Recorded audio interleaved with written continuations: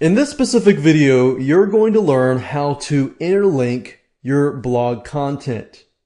Now, what that means is, say you have a website on golfing, and in this website you have different categories like how to find golf clubs, how to improve your golf swing, and so forth. What interlinking does is it links blog posts to other relevant blog posts. So depending on the keywords that you're trying to rank on, let's say for example that you have a blog post A that talks about how to improve your golf swing. So in the content and in the WordPress post itself, you have an article about learning how to improve your golf swing. So it happens when the person is reading that one of the keywords happens to be, say, how to improve your golf swing by using a specific golf club. And the keyword golf club links to a different article on your WordPress site that talks about golf clubs. And then in that golf club article, you have a keyword that perhaps links to another relevant blog post. So as long as the keyword relates to another post, that keyword relates to that post and so forth, then this is what interlinking is all about.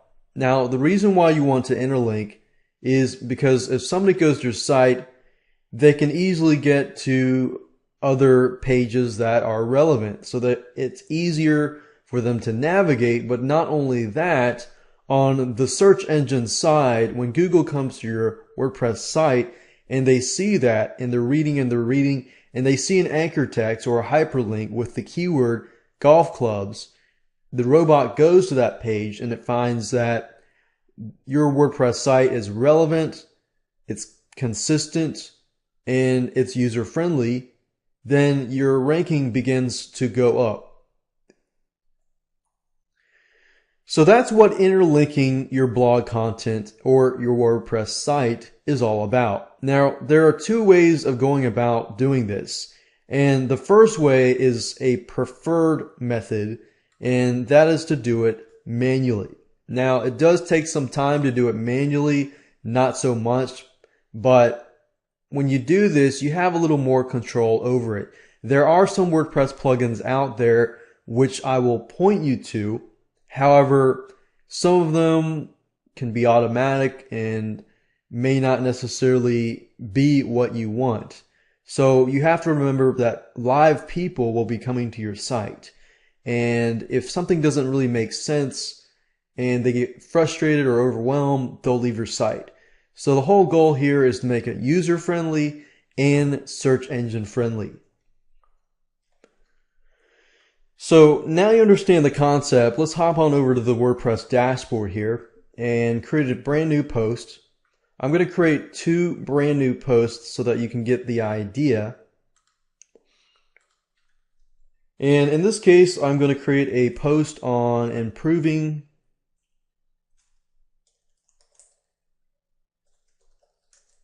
your golf swing in 30 days. And we'll just put this here. In this article, you will learn how to improve your golf swing in 30 days. And then we got text here. And then the second post, let's say, is going to be on golf clubs.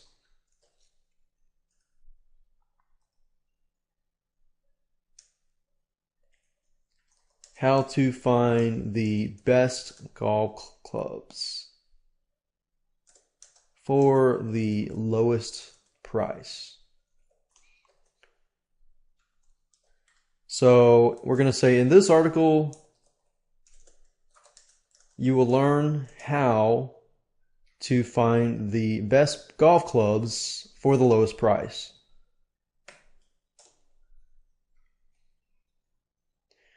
So in this example, I'm going to show you how to link this content to this content. And then you can link this content back to the other content if you want, or to a different post. And we're going to say in this article, you will learn how to improve your golf swing in 30 days. First, take your golf club and we'll just leave it like that.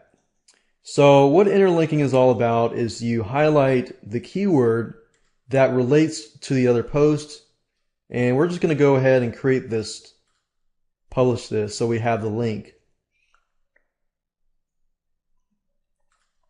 And make sure that the permalinks are search engine friendly, and if they are, then you can click on, right click here on view post, click on copy link address. So I'm basically copying the link to this WordPress post.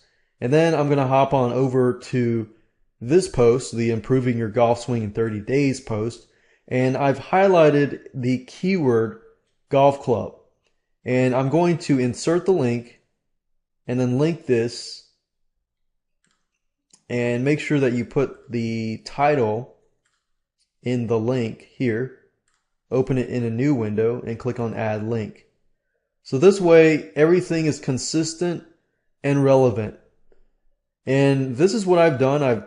I've basically interlinked two posts together, and I click on publish, and that's it. That's what interlinking is all about. And as you begin to add posts, you can add more links in each article. I want to go probably more than 3 links per article, just because you don't want to confuse the visitor, and you want to make it relevant and consistent, and go from there.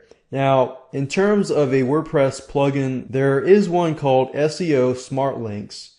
And if you go to plugins and click on add new plugin and do a search for Seo Smart Links.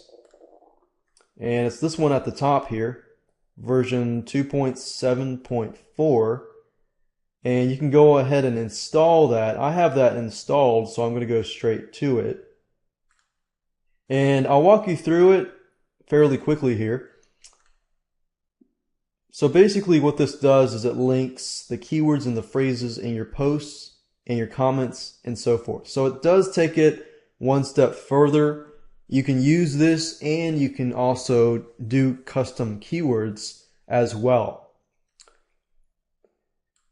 Right here is the internal links, and posts are checked. That means that the smart links are going to process your posts, your pages, and comments. So you can specify which ones you want. If you only want posts, then only check posts. If you only want posts and pages, only check post pages. It allows comments as well, but it does slow down the performance, as you can see here. So you have to balance it in between search engine friendly and user friendly. User friendly is probably the most important, because if you have a high bounce rate, then people are going to leave your site.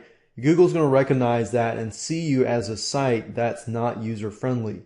So user friendly is a big importance. If you click on the allow links to self, then it's going to create keywords that link to the post itself.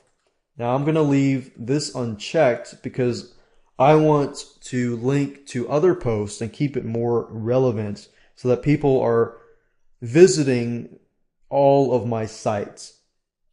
If I can keep them on the site for 5, 10, 30 minutes, then Google looks at that. They're going to see a very friendly site, and you're going to get better rankings. In this area, you can prevent linking in the heading tags. And by default, this is checked. I'm going to leave it as checked because I don't want the H1 and H2 and H3 and H4 and so forth heading tags to be linked. Under the target section, it says targets SEO smart links that you should consider. So basically, if you check posts and pages, as in those are the things that you want linked, you'll want to make sure that under the target section that posts and pages are also clicked. You can also check categories and tags. However, like I said earlier, if you have a large site and you want to test this out, you can, but you definitely don't want to make it slow. Otherwise, it's going to annoy the user and they're going to leave. So you want to make the experience as fast as possible. And under the settings section, the process only single posts and pages is checked. We're going to leave that as is. You can also process RSS feeds if you want to. We're going to leave that unchecked. And you can also set it whereas it'll be case sensitive. So if you want to keep case sensitive keywords, you can do that. Under the ignore posts and pages section, you can ignore certain posts and pages, and you will need to just enter the name of the post or page. So if a name of the post or page has a space in it, you'll want to make sure that it also has a space in it, and separate the posts and pages with commas.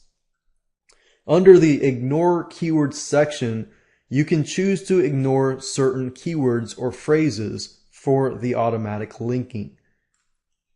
So enter those keywords here. Under custom keywords section, you can actually specify custom keywords.